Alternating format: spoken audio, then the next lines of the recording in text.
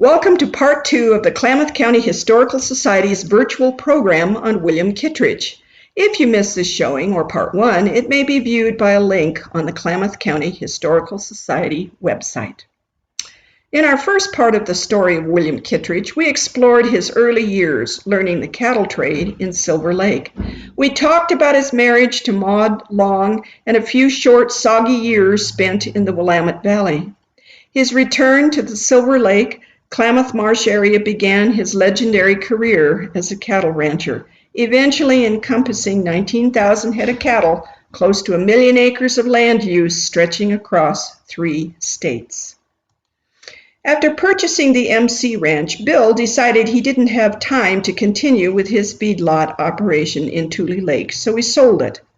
With the sale of the feedlot, Bill began selling his cattle off grass in the fall of the year.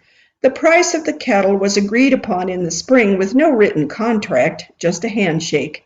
At the fall delivery, the cattle were weighed and delivered to the Lentz station, more than 4,000 heads most years. The MC was a unique ranch, combining a typical Wild West cattle operation with large-scale farming to feed the cattle. Seldom did the two different operations work in harmony as well as they did on the MC. The cattle operation had around 19,000 head and the farming operation covered over 6,000 acres. Notice the use of tractors instead of so many horses. Time marches on, even in the Old West. In November 1941, 1 month prior to Pearl Harbor, Bill purchased a Buick and splurged, having a radio installed in the car. With a speed limit at the time at 35 miles per hour, he had plenty of time to listen to it. He stuck to the news and commentary, preferring the conservative talk host Gabriel Heater. Bill agreed with what he said. Bill referred to the more famous radio announcer Walter Winchell as Silly Racket. After supper at his home in Klamath Falls, he would listen to the Alka-Seltzer News for 15 minutes, which was concise news with no commentary. Many of us today would just prefer the Alka-Seltzer and skip the news. After the news, he went to bed only to rise at 5 a.m. every morning. He was known to take a couple gargles of whiskey at bedtime, sleep soundly, take another couple gargles in the morning, and face the day. He was never known to drink at any other time.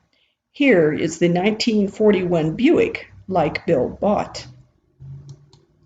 The El Dorado house had an open-door policy. The neighborhood kids never bothered to knock. Bill Kitt was Pa to both his grandchildren and the neighborhood kids, while Maud was Gram to everyone. Even though Bill was considered by adults to be a stern personality and very serious, he enjoyed the young people around him, and the kids weren't the least bit put off. Maud just loved all the activity around her, perhaps in contrast to the long years of isolation in distant ranches, though she was never short of hard work to do. During World War II, barracks and a hospital were built in Klamath Falls. Maud, wanting to be a part of the war effort, baked and carried cakes and cookies down to the USO. It wasn't long before the Marines stationed here found their home on El Dorado was open to them as it was to the neighborhood kids. Maud cooked favorite meals, played board games with them, and they all listened to the radio. Bill and Maud were happy to open their home to these young men who had endured so much in the South Pacific. During the war, naval air stations were built in Klamath Falls and Lakeview to train carrier pilots. The MC Ranch was designated a gunnery range. The MC Range was chosen for target practice due to its immense size, and there was no one to hit except for the MC cowboys and an occasional sheep herder. The cowboys saw the Japanese balloons flying over occasionally, though they made no mention of them to anyone. Bill never mentioned them. One wonders what the cowboys made of these balloons. In early 1941, Bill attended the National Western Stock Show in Denver and purchased another carload of bulls. His last venture like this did not go well. The first load ending up losing several bulls to anthrax and narrowly avoiding disaster. Nevertheless, he bought more and had them shipped by rail to Lakeview and driven to the MC Ranch in Warner Valley. About all you can say is that it wasn't anthrax this time. It was scabies, a contagious mite that bores under the skin. The Oregon State veterinarian quarantined all the Warner Valley. No cattle could be moved in or out, including the neighboring ranches. The cowboys were given instructions to spray all the cattle with diesel oil. Although it was February, the sun was out, which caused the poor animal's skin to crack from the diesel. The vet then sent down 5-gallon cans of Vaseline to smear over the bulls. Some of the animals went blind. Other animals started dying.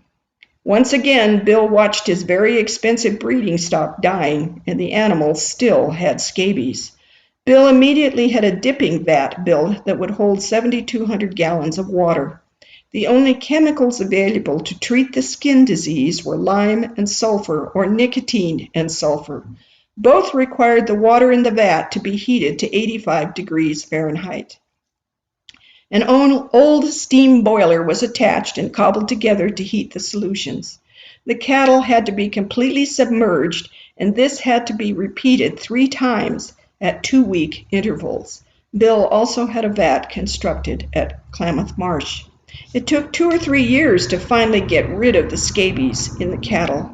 In this picture, we see what must have been a very distressing picture to Bill of the dead cattle and the vat to begin dipping. In the 1930s, Fort Klamath ranchers had started shipping the cattle to pastures in California for the winter and back to Fort Klamath for the summer. Bill liked the idea because it kept his yearling steers gaining through the winter, and the ranches were relatively easy to operate, requiring few cowboys to watch over them after they were scattered to the winter pastures in the milder winter weather in California. Bill purchased a ranch about 20 miles southwest of Red Bluff.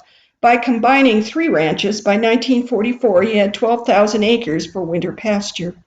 In the pictures, we see one of the ranch houses, cowboys moving the cattle on the MC Ranch, and the always vital chuck wagon. I understand a good chuck wagon cook was considered a pearl above price. Bill's daughter Vi and her husband Bill Golden, who lived on the Klamath Marsh Ranch, started going to California with the cattle each winter. In the fall of 1947, a housekeeper was hired to look over the house.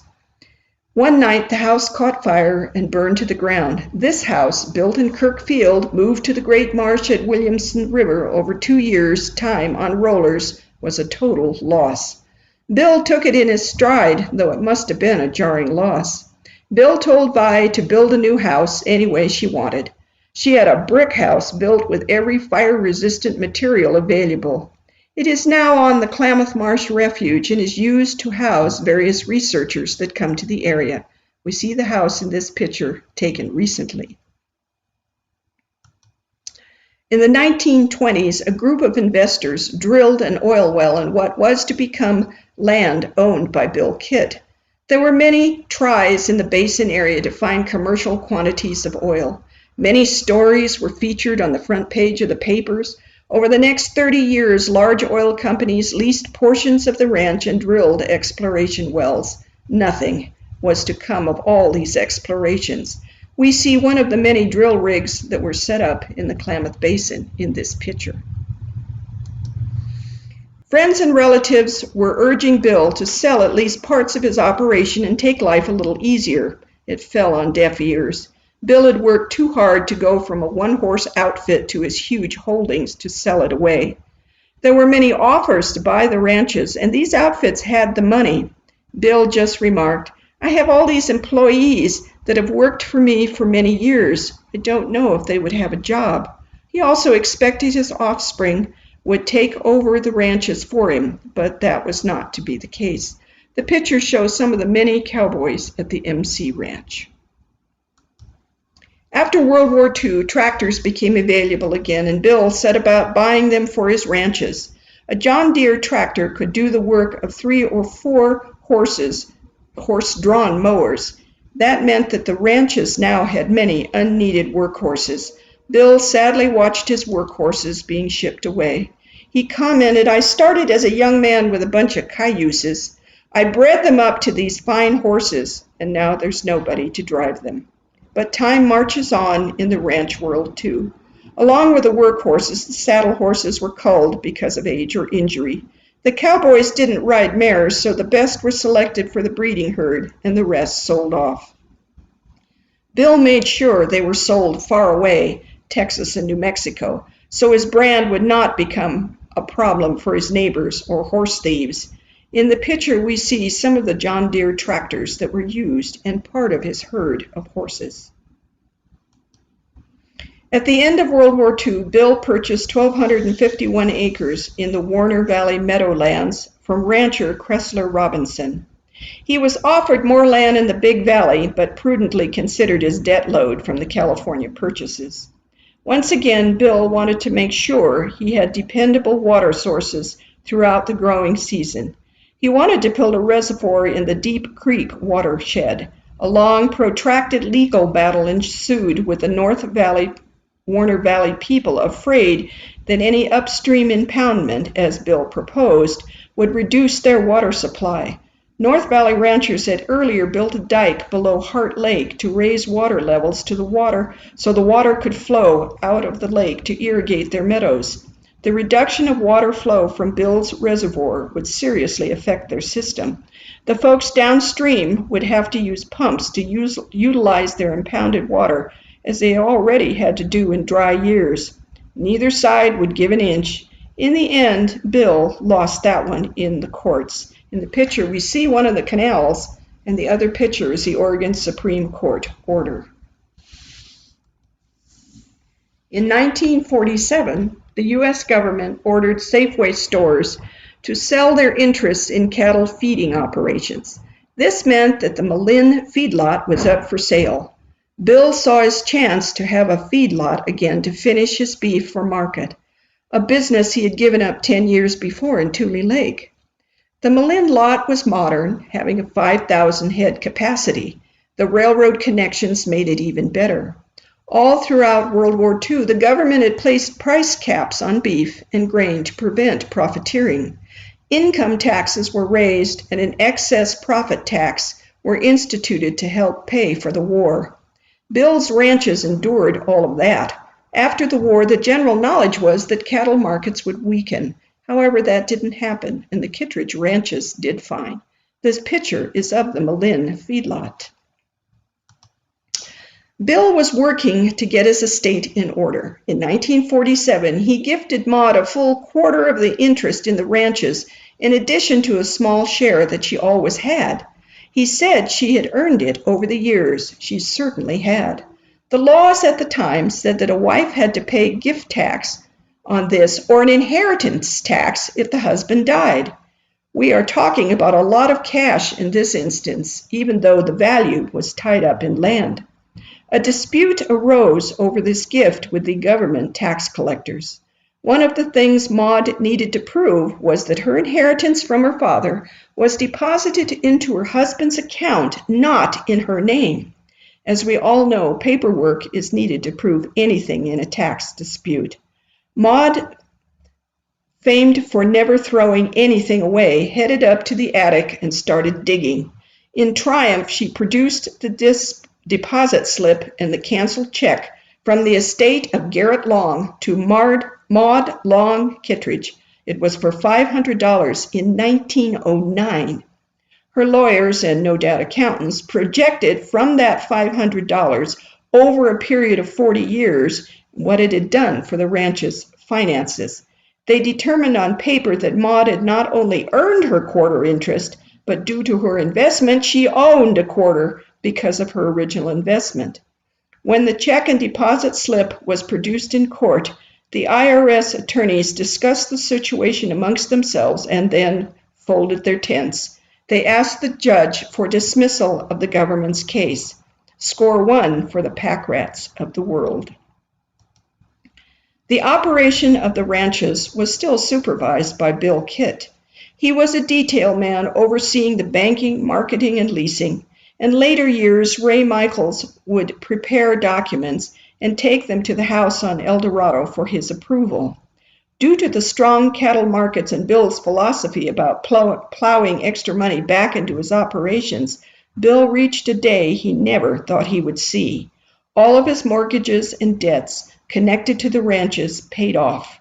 In 1950, as this golden day arrived, he had spent a lifetime building his ranches and taking chances as only farmers and ranchers dare.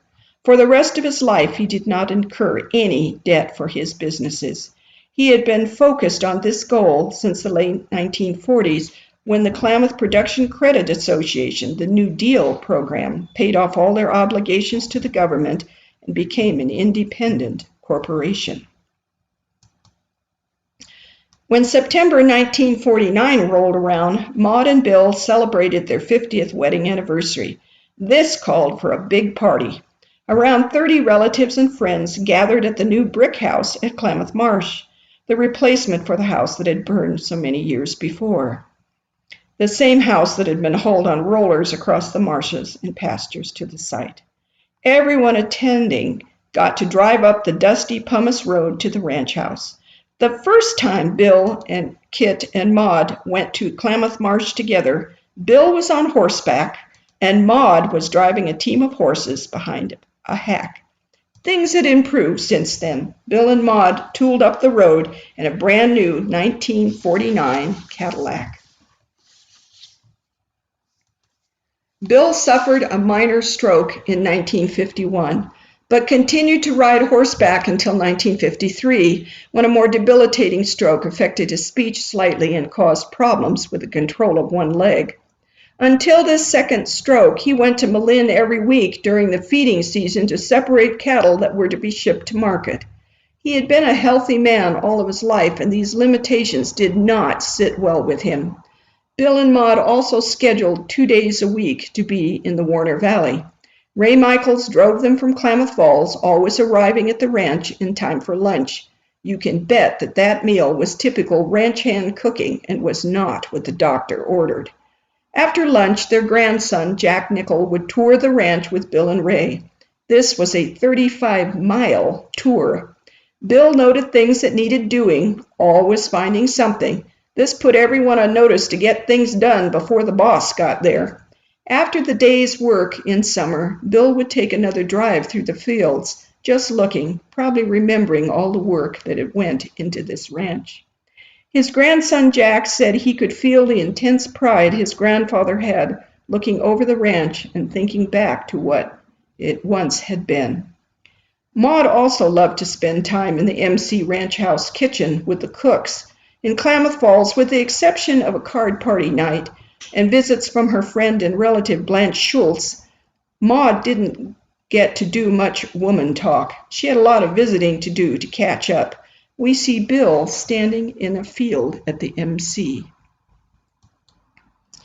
In May 1958, one of those card parties was planned at the El Dorado house. Bill started his day pulling the dandelions out of the lawn. When he came in, he was out of breath and rather flushed. After the card party was started, everyone noticed he was having trouble speaking and moving. He was determined to finish the game, a trait he had shown in everything he had ever done. Once you start, you see it through. His condition was such that he was persuaded to be put to bed. Jack Nickel was called in from the Warner Valley, and upon his arrival made the decision to move Bill to the hospital. One wonders at what speed Jack was going to get to Klamath Falls. Bill lost consciousness that evening, passing away by the morning of May 19, 1958. One of the most ambitious and respected cattlemen of the West had passed, and along with him an era the likes of which would never be seen again. Maud maintained her house in Klamath Falls and continued to visit Warner Valley. She kept up her lifelong interests, quilt making and sewing. Maud passed away in July 1968. She would have been 90 years old that November.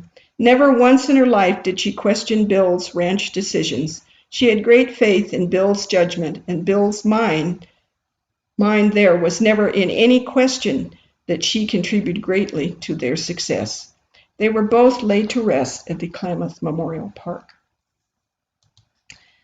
The National Cowboy Hall of Fame requested governors of the western states to name the men to honor who had most prominently perpetrated the heritage of the American West during their lifetimes. Bill Kitt and Pete French were nominated by Governor Hatfield 9 years after Bill's death. They were inducted into Cowboy Hall of Fame in Oklahoma City in 1967. Some years after Bill's death in March 2015, a resolution was passed by Klamath Falls, Oregon representatives Gail Whitsett and Doug Whitsett, along with representatives from Eastern Oregon, to honor Bill as one of Oregon's most influential leaders during the first 100 years by the Oregon legislature. The resolution credits Kittredge with purchasing and irrigating unproductive land into meadowlands and grain fields. He was also honored by the U.S. Fish and Wildlife Service for providing habitat and feed for wildlife, especially migrating ducks and geese. Besides these honors, he was a director of the National Cattlemen's Association, president of the Oregon Cattlemen's Association, vice president of the Pacific Livestock Marketing Association, and a director of the Tri-State Livestock Credit Corporation. One of his proudest accomplishments was the founding and serving as president of the Klamath Production Credit Association, an agricultural bank formed to provide loans to farmers and ranchers during the Great Depression. What a busy and consequential life. A museum in Lakeview has displays about Bill Kitt and the MC Ranch, including a fully equipped chuck wagon donated by the family. The chuck wagon makes modern-day RVs look like slackers. It's an outdoor museum. There are 2 more museums in Lakeview having to do with the history in the area besides the MC. A tour of all of them would make an enjoyable day trip. What would South Central and Southeastern Oregon have been like if Bill Kittredge had not decided to go into business?